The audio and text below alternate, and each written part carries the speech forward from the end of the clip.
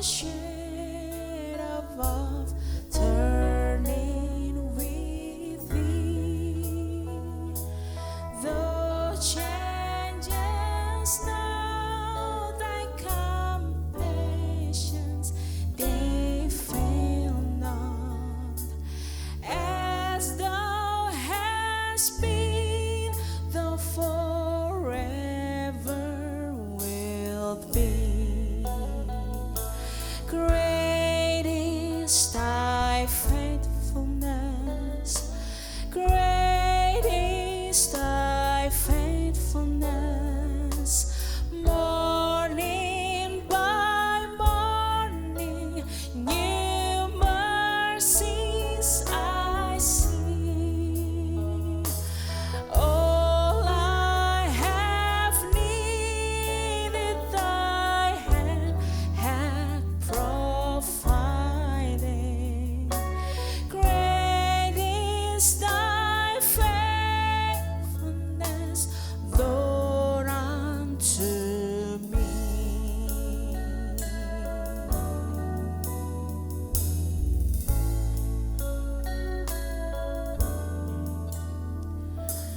Pardon for sin and a peace that endureth, thine own dear presence to cheer and to guide, strength for today and bright hope for tomorrow. Blessings of mine with 10,000 beside. Great is thy faithfulness. Great is thy faithfulness. Morning by morning, new mercies I see. All I have needed, thy hand hath provided. Great is thy faithfulness. Great is thy faithfulness. Great is thy faithfulness, Lord, unto me.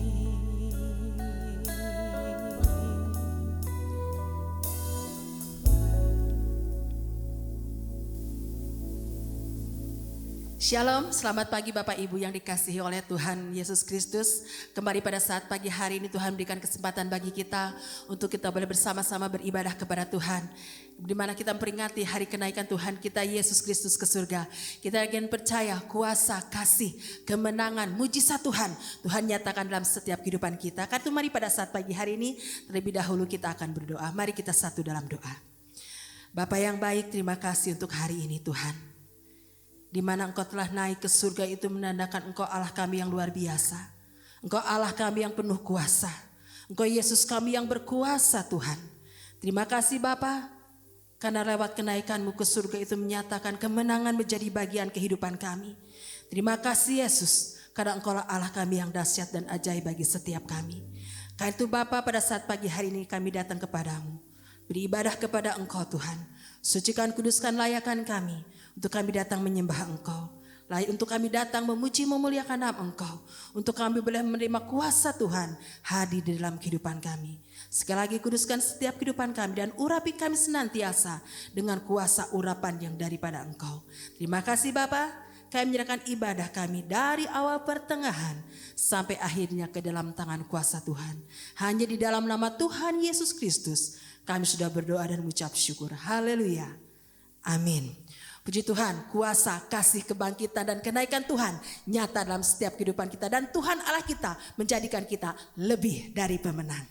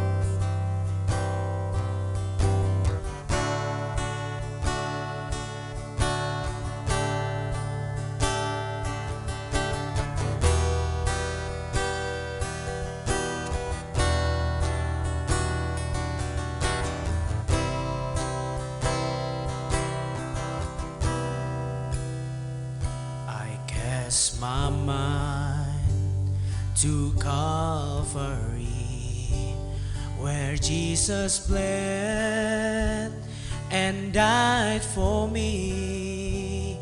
I see his wounds, his hands, his feet, my Savior on that cursed tree.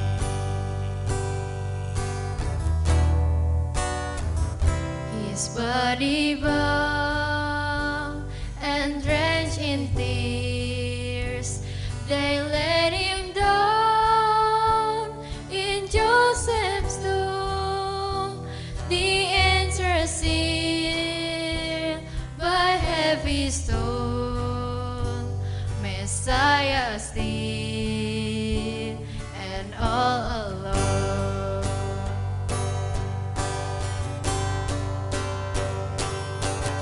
Oh, praise the name of the Lord our God. Oh, praise his name forevermore. For endless days we will sing your praise. Oh Lord our God.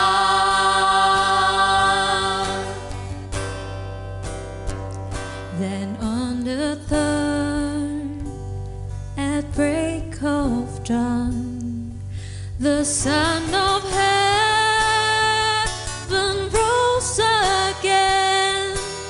Oh, trampled death, where is your sting? The angels roar for Christ the King. He shall return in robes of white. The blazing sun shall pierce the night, and I will rise among the saints.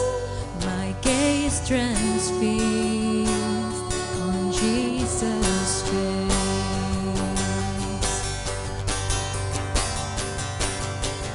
Oh, praise the name of the Lord our God.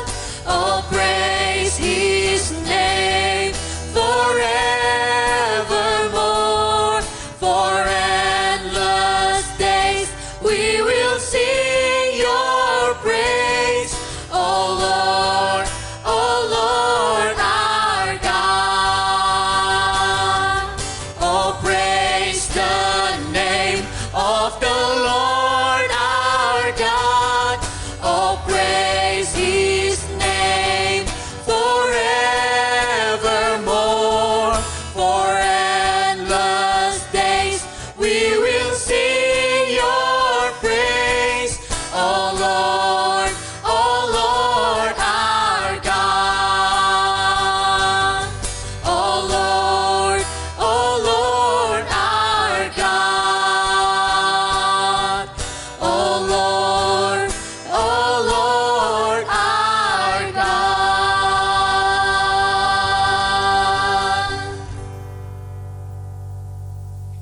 Puji Tuhan, pada saat ini kita telah mendengarkan pujian dari Youth Rise, dan pada saat ini kita akan menyiapkan hati kita untuk kita boleh mendengarkan firman Tuhan. Sebab dialah Allah kita yang kudus, sebab namamu kudus Tuhan.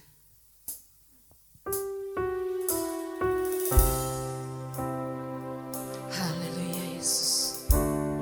Haleluya Tuhan. Haleluya Yesus. Terima kasih Tuhan.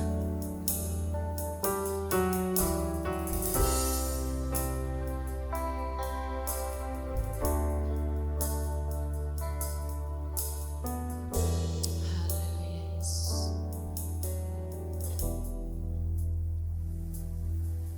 Ku masuk ruang maha kudus dengan darah anak domba. Ku masuk dengan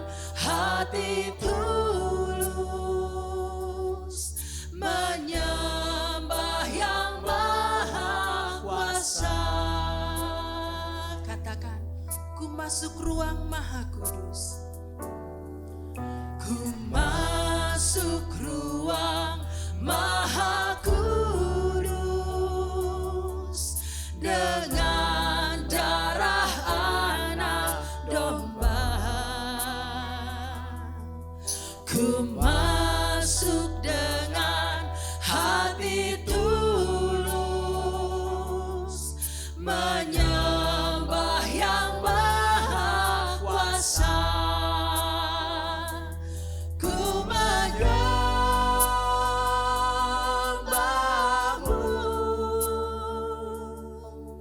ku sembahmu,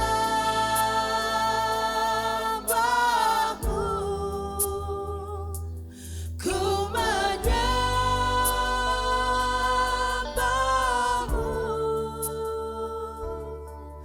ku sembahmu,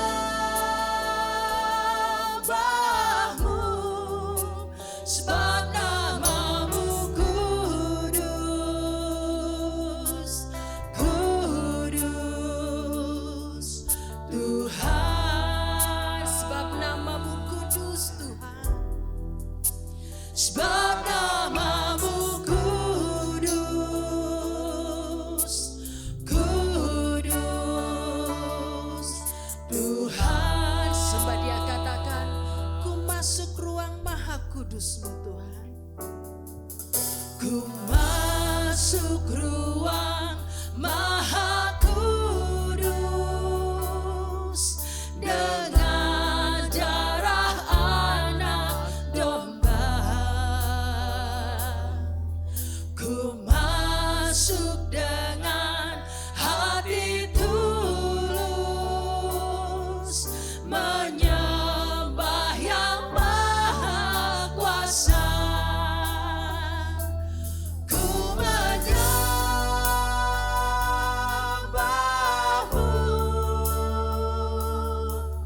ku sembahmu,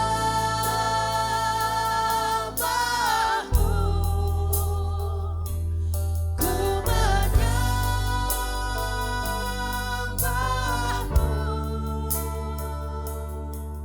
ku sembahmu,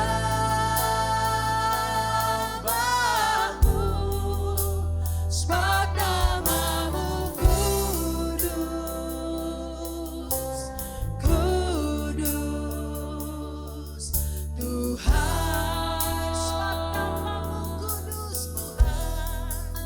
Sebab namamu kudus, kudus Tuhan. Mari kita bangkit, mari katakan, kami menyembahmu Tuhan.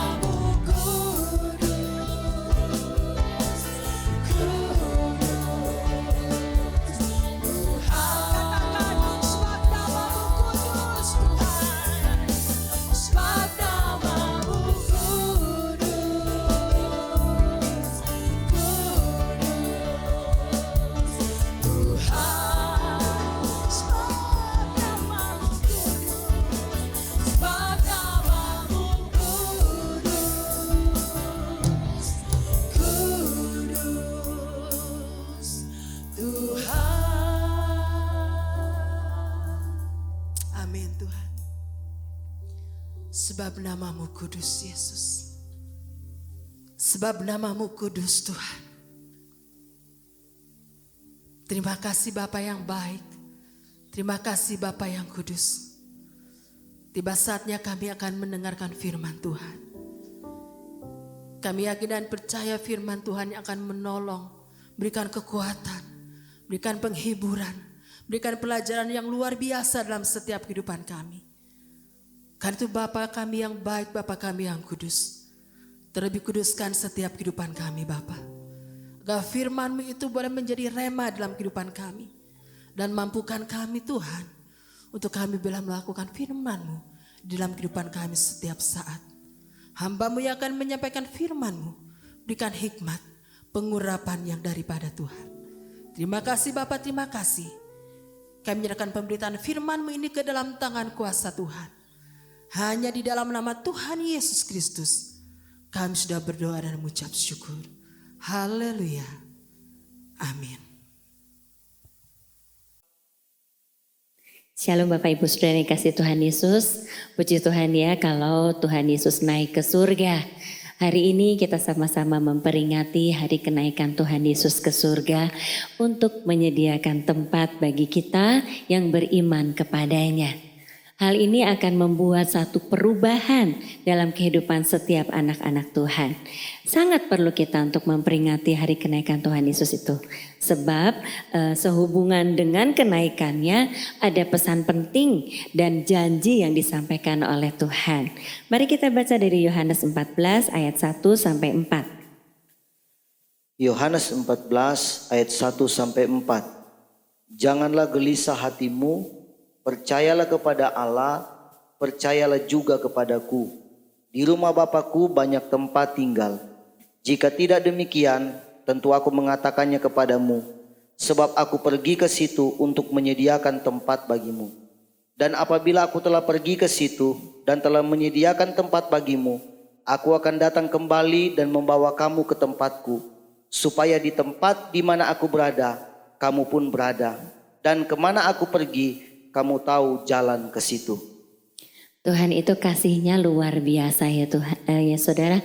Luar biasa besar kasih Allah itu kepada kita. Ketika saya membaca ayat ini, saya merasakan bagaimana Tuhan menenangkan hati saya. Hati saya yang sebagai manusia yang hidup di dunia ini yang penuh dengan prahara dan masalah. Nah, dikatakan oleh Tuhan, janganlah gelisah hatimu, percayalah kepada Allah dan percayalah juga kepadaku. Jauh sebelum saya menyadari ya bahwa memang kehidupan manusia itu susah gitu. Waktu saya masih kecil saya nggak pernah tahu bahwa kehidupan manusia itu susah ya. Nah tapi jauh sebelum itu Tuhan sudah lebih memikirkan kepada kehidupan manusia. Pada waktu dia mau mati di kayu salib, dia sudah tahu bahwa dia akan menyediakan satu tempat yang sangat baik untuk manusia boleh tinggal di sana. Pada waktu itu manusia tidak ada yang mengerti tempat seperti apa itu. Yang manusia mengerti adalah jangan takut dan jangan gelisah. Percaya deh sama Tuhan, itu maksudnya Tuhan ya. Lalu dilanjutkan di rumah Bapakku banyak tempat tinggal. Pada waktu ayat ini ditulis, ayat ini tuh merupakan satu pembicaraan antara Tuhan Yesus dengan murid-muridnya. Murid-muridnya bertanya, di mana sih Bapa itu tinggal? Lalu Yesus mengatakan bahwa memang dia dengan Bapa adalah satu. Tapi kita mau cari tahu di mana Bapa itu tinggal. Matius 7 ayat 21.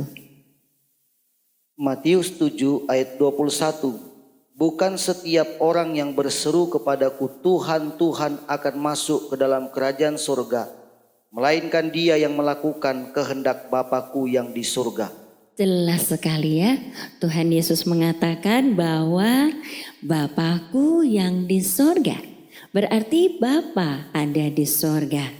Jadi melalui ayat dari Yohanes 14, ayat yang tadi ya, ayat 2 dan 3 terutama, kita yakin bahwa Tuhan memang akan pergi ke surga dan menyediakan tempat buat manusia. Dan Tuhan menjanjikan itu manusia akan diajak ke sana, tapi dia duluan. Nanti kita dijemput. Lalu pertanyaan, apa betul nanti kita akan dijemput? Kalau kita sudah mengetahui ya, kita sudah membuktikan, Alkitab mencatat bahwa apa yang dinubuatkan di perjanjian lama tentang kelahiran Tuhan Yesus, kelahiran Juru Selamat kira-kira 700 tahun sebelum Yesus dilahirkan sudah digenapi. Yesus sudah dilahirkan, kemudian dia dilahirkan dari Roh Kudus. Kematiannya di kayu salib sudah digenapi. Kebangkitannya juga sudah digenapi. Lalu kenaikan di surga juga sudah digenapi. Itu sebabnya kita saat ini sama-sama merayakannya ya. Jadi kalau begitu sekian atau 4 hal sudah digenapi. Apakah kita tidak percaya kalau nanti dia akan datang kembali untuk menjemput kita? Pasti itu terjadi dan pasti itu digenapi. Lalu saya berpikir luar biasa Tuhan Yesus memikirkan tempat kita. Dia memikirkan tempat pada waktu tubuh kita ini, tubuh fana kita ini udah mati. Dia memikirkan di mana kita bisa tinggal. Karena pada waktu itu nyawa kita artinya roh dan jiwa kita itu ada. Itu yang Tuhan pikirkan. Kalau manusia memikirkan apa yang ada di dunia. Tubuhnya yang fana ini yang dia pikirkan, apakah saya udah cantik, apakah nggak ada kerutan, atau kalau laki-laki apakah saya cukup maco, cukup berotot. Itu yang manusia pikirkan. Padahal hidup di dunia ini, tubuh fana ini cuma sebentar. Tapi Tuhan luar biasa memikirkan kehidupan kita nanti atau tempat kita nanti ketika kita tubuhnya mati dan roh kita mau kemana ini.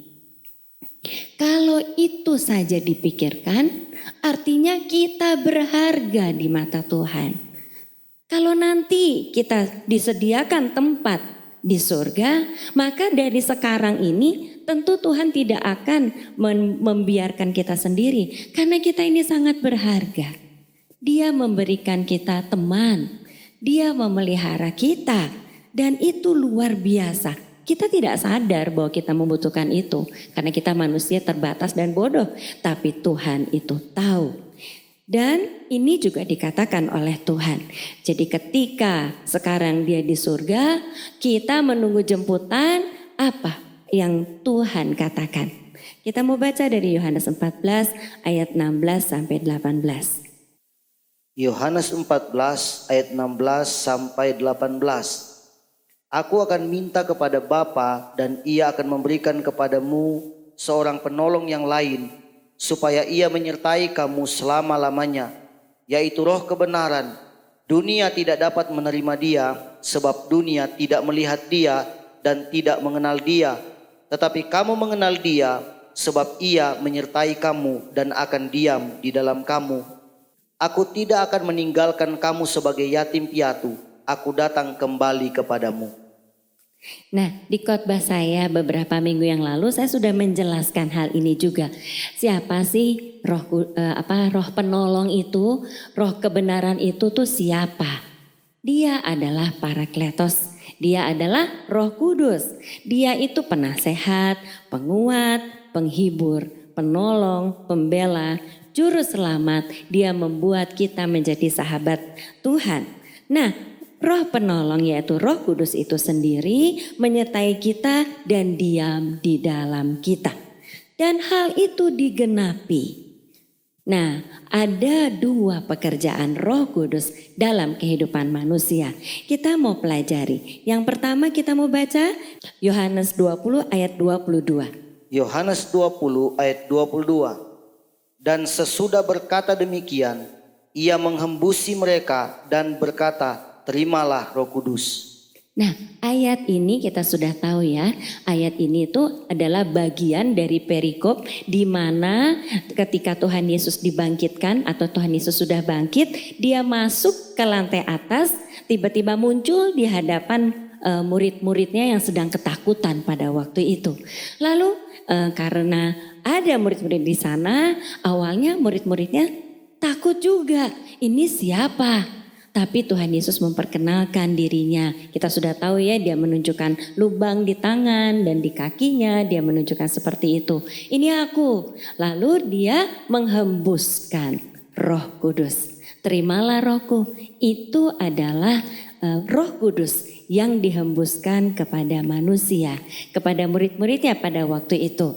Nah, Roh Kudus ini pengertiannya sama dengan ketika Tuhan menghembuskan rohnya ke dalam hidung Adam pada waktu Tuhan menciptakan Adam. Jadi Roh Kudus ini adalah roh yang menghidupkan. Jadi Roh Kudus itu mendatangkan kehidupan yang baru, membuat roh manusia yang mati akibat dosa menjadi hidup kembali dan manusia itu menjadi ciptaan yang baru.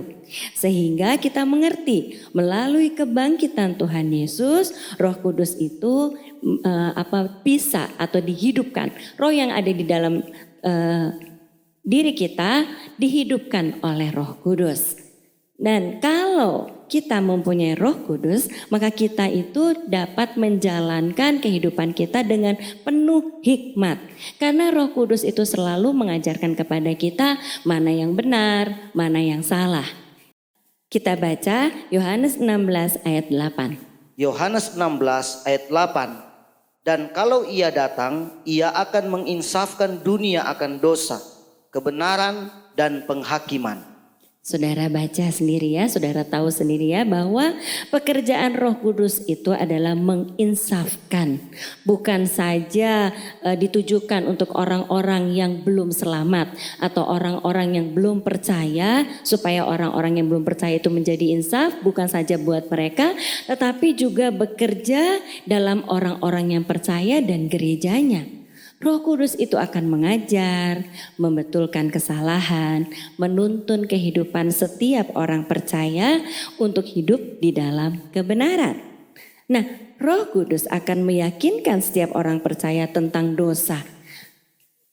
Dengan adanya Roh Kudus, orang jadi mengenal dosa, orang jadi mengenal kebenaran di dalam Kristus, orang jadi mengenal bahwa kalau orang berdosa maka akan kena hukuman.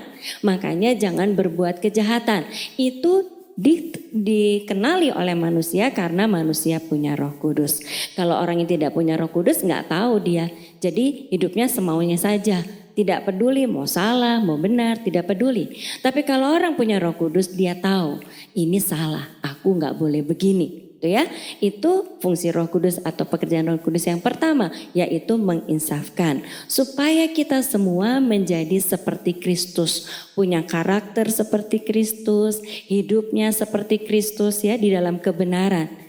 Dan kalau orang yang sudah percaya, yang katanya sudah ada Roh Kudus, sudah diingatkan oleh Roh Kudus untuk hidup. Jangan begini, hiduplah sesuai dengan roh, hiduplah di dalam roh, hiduplah dalam kebenaran.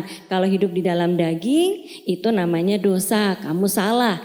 Tapi dia tidak mau nurut, dia pengen mau-maunya sendiri, maka tentu dia akan mendapatkan hukuman itu ya. Saya bukan menghakimi, tapi itu kata firman Tuhan. Kita mau baca dari Roma 8 ayat 13. Roma 8 ayat 13. Sebab jika kamu hidup menurut daging, kamu akan mati. Tetapi jika oleh roh kamu mematikan perbuatan-perbuatan tubuhmu, kamu akan hidup. Ini adalah firman Tuhan. Jadi kalau udah dikasih tahu itu salah, matikanlah perbuatan daging, artinya matikanlah keinginan-keinginan daging. Keinginan daging itu berlawanan dengan keinginan Roh Kudus. Haruslah kamu hidup sesuai dengan roh. Jadi matikan keinginan daging, bangkitkan Roh Kudus yang ada di hati kita supaya kita bisa hidup sejalan dengan Roh Kudus di dalam kekudusan tentunya. Kembali kepada ayat di mana tadi terimalah Roh Kudus. Jadi sejak saat itu para murid didiami oleh Roh Kudus. Hidupnya, rohnya dibaharui. Ini semua terjadi sebelum hari Pentakosta. Dan ini adalah pekerjaan Roh Kudus yang pertama. Lalu pekerjaan Roh Kudus yang kedua. Kisah Para Rasul 2 ayat 4. Kisah Para Rasul 2 ayat 4. maka penuhlah mereka dengan Roh Kudus. Lalu mereka mulai berkata-kata dalam bahasa-bahasa lain, seperti yang diberikan oleh Roh itu kepada mereka untuk mengatakannya. Ini adalah pekerjaan Roh Kudus yang kedua dalam kehidupan manusia, di mana Roh Kudus dicurahkan sedemikian rupa sampai menenggelamkan roh manusia dalam baptisan Roh Kudus. Itu yang disebut dengan maka penuhlah mereka dengan Roh Kudus. Jadi Roh Kudus itu diberikan terus sampai penuh, sampai roh di dalam manusia ini terendam oleh Roh Kudus gitulah ya. Itu namanya baptisan Roh Kudus, gambarannya seperti itu. Nah, hal pencurahan Roh Kudus ini merupakan pengalaman pertama setelah manusia itu mendapatkan roh yang menghidupkan. Jadi pembaptisan Roh Kudus itu terjadi pada saat 10 hari setelah Tuhan Yesus naik ke surga. Jadi ada 2 pekerjaan Roh Kudus dalam kehidupan kita. Yang pertama, Roh Kudus itu dihembuskan untuk menghidupkan roh manusia. Yang kedua, Roh Kudus itu dicurahkan. Roh Kudus itu memenuhi roh manusia sehingga roh manusia ini terbenam atau tenggelam di dalam Roh Kudus dan manusia dibaptis oleh Roh Kudus. Ketika manusia dibaptis oleh Roh Kudus, maka manusia itu mendapat kuasa-kuasa yang spesial untuk manusia itu bisa menjadi saksi Tuhan. Dan sejak mereka mendapat baptisan Roh Kudus itu ada kuasa yang luar biasa. Nanti pada saat hari pencurahan Roh Kudus, saya akan menjelaskan beberapa kuasa yang luar biasa yang didapat ketika kita dibaptis oleh Roh Kudus. Tapi pada saat ini kita mau baca dulu dari Kisah Para Rasul 1 ayat 5 dan 8. Kisah Para Rasul 1 ayat 5 dan 8. Sebab Yohanes membaptis dengan air, tetapi tidak lama lagi kamu akan dibaptis dengan Roh Kudus. Tetapi kamu akan menerima kuasa kalau Roh Kudus turun ke atas kamu, dan kamu akan menjadi saksiku di Yerusalem dan di seluruh Yudea dan Samaria dan sampai ke ujung bumi. Nah, ini adalah pekerjaan Roh Kudus yang sangat luar biasa, di mana kita akan menerima kuasa kalau Roh Kudus turun atas kita. Artinya roh yang memenuhi kita, bukan roh yang menghidupkan, tetapi pekerjaan roh yang kedua, yaitu roh yang membaptis roh kita. Sehingga kita punya kuasa untuk menjadi saksi Tuhan Yesus. Kedua pekerjaan yang berbeda dan khususnya dari Roh Kudus ini dalam kehidupan setiap muridnya itu membuat murid-muridnya luar biasa, menjadi rasul yang luar biasa. Dan itu berlaku sampai sekarang, sehingga kita semua akan cukup kuat, akan cukup tenaga, akan cukup kekuatan dan kemampuan untuk menghadapi prahara dalam kehidupan kita di dunia ini ya, menghadapi setiap masalah di dunia ini kalau kita menerima Roh Kudus itu. Bagaimana tidak? Karena semua orang percaya yang menerima Roh Kudus itu, rohnya dihidupkan, kemudian dengan pekerjaan dua pekerjaan Roh Kudus itu, maka kita akan menerima nasihat ketika kita salah jalan. Kita akan menerima kekuatan ketika kita lemah. Kita akan mendapat penghiburan ketika kita sedih. Kita akan mendapat penolong ketika kita membutuhkan. Kita akan dapat pembela ketika kita tidak bersalah tetapi dipersalahkan. Lalu kita ini memang punya juru selamat, disediakan tempat kita di surga ya oleh juru selamat itu. Lalu kalau kita menjadi sahabat dan sekutu Tuhan, apalagi yang harus kita takutkan? Tentu tidak ada kekurangan satu apapun. Jadi Tuhan memang selalu memikirkan manusia. Ketika dia sudah naik duluan ke surga, kita masih ada di dunia, dia menyediakan penolong yaitu Roh Kudus yang membuat kita mampu untuk menjaga kehidupan kita supaya kita layak dibawa oleh Tuhan Yesus ke surga. Karena itu saudara, mari kita satukan hati, kita minta kepada Tuhan Yesus untuk Roh Kudus memenuhi kehidupan kita supaya kita layak untuk dibawa oleh Tuhan ke surga. Puji Tuhan. Amin. Mari saudara, kita mau meminta Roh Kudus-Nya untuk memenuhi kehidupan kita, karena kita yakin dan percaya bahwa Roh Kudus itu saja yang mengubahkan kita, memberi kuasa dalam kehidupan kita. Kita mau katakan, urapan-Mu mengubah hidupku Tuhan.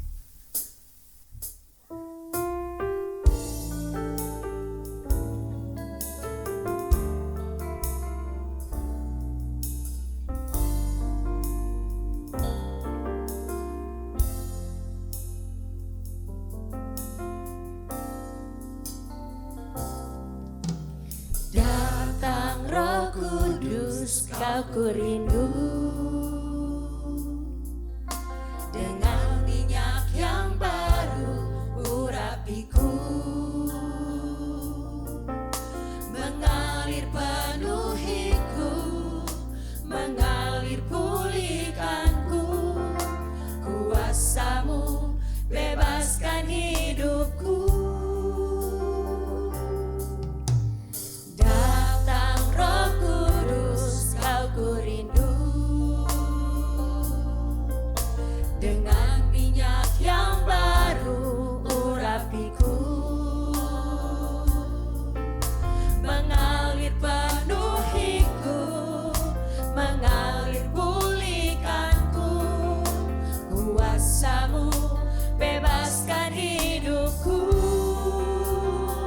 Satu yang ku rindu, bersekutu denganmu, bawaku lebih lagi, tinggal di dalammu, nikmati hadiratmu, jamalah seluruh hidupku. Urapan-Mu mengubah hidupku. Undang dia sekali lagi. Datang Roh Kudus, kau ku rindu, dengan minyak yang baru urapiku, mengalir penuhiku, mengalir pulihkanku, kuasa-Mu bebaskan hidupku. Satu yang ku rindu, bersekutu denganmu, bawaku lebih lagi, tinggal di dalammu, nikmati hadiratmu, jamalah seluruh hidupku. Urapan-Mu mengubah hidupku. Katakan kerinduan saudara. Satu yang ku rindu, bersekutu denganmu, bawaku lebih lagi, tinggal di dalammu, nikmati hadiratmu, jamalah seluruh hidupku. Urapan-Mu mengubah hidup. Sekali lagi, mari kita bangkit diri. Satu yang ku rindu, bersekutu denganmu, bawaku lebih lagi, tinggal di dalammu, nikmati hadiratmu, jamalah seluruh hidupku. Urapan-Mu mengubah hidupku, nikmati hadiratmu, jamalah seluruh hidupku. Urapan-Mu mengubah hidupku. Ini kerinduan kami Tuhan. Engkau urapi kami dengan Roh Kudus-Mu Tuhan. Karena kami tahu bersama dengan Roh Kudus-Mu kami mempunyai hikmat menjalankan dalam kehidupan, menjalani hidup ini kami mendapat kemenangan demi kemenangan. Karena Engkau menuntun kami. Tuhan Yesus, biarlah Tuhan Kau izinkan kami semua satu persatu untuk mendapat kepenuhan Roh Kudus-Mu, untuk mendapat urapan yang baru Tuhan. supaya kami boleh berjalan sesuai dengan firman-Mu. Terima kasih untuk firman Tuhan, dan biarlah firman-Mu ini menjadi rema bagi setiap anak-anak-Mu yang mendengarkannya. Di dalam nama Tuhan Yesus kami sudah berdoa. Haleluya.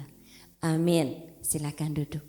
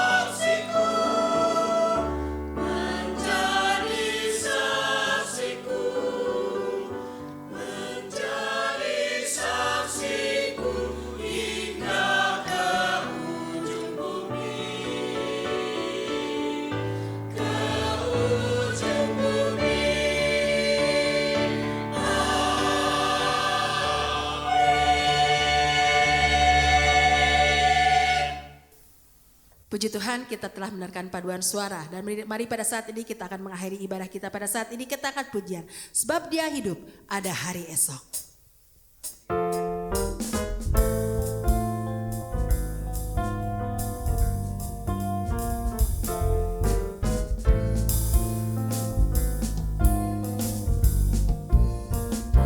Anak Allah, Yesus namanya, menyembuhkan, menyucikan, bahkan mati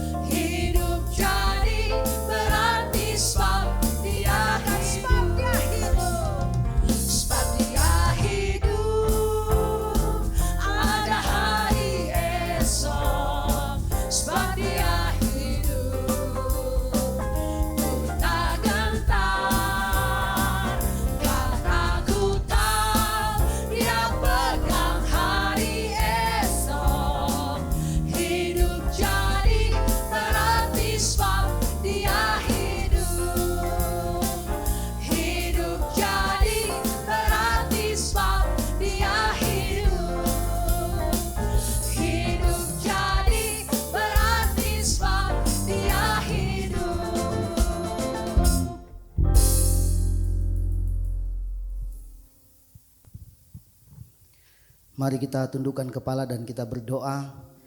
Maha besar Allah yang kami sembah di dalam nama Tuhan Yesus Kristus. Yesus yang sudah mati, bangkit, dan hari ini kami merayakan kenaikan Yesus ke surga. Menandakan kemenangan besar kami alami dalam kehidupan kami. Oleh karena Engkau hidup Tuhan, memberikan pengharapan di dalam setiap kehidupan kami. Oleh karena Engkau hidup Tuhan, memberikan jalan kepastian dalam kehidupan kami. Terutama buat jemaat di gereja keluarga Tabernakel Induk Bandung ini. Terima kasih Tuhan, biarlah ibadah kami pada saat ini boleh dapat memuliakan nama Tuhan, menyenangkan hati Tuhan, dan kami semua diberkati oleh Tuhan. Terima kasih Tuhan untuk pertolongan dan karya-Mu dalam kehidupan kami. Untuk itu kami akan mengakhiri ibadah kami pada saat ini. Biarlah berkat Allah dicurahkan dalam kehidupan kami. Untuk itu kami mengangkat tangan kami, membuka hati kami, menerima berkat yang datangnya dari Allah. Dicurahkan berkat yang datangnya dari Allah di dalam kasih dan kemurahan Tuhan.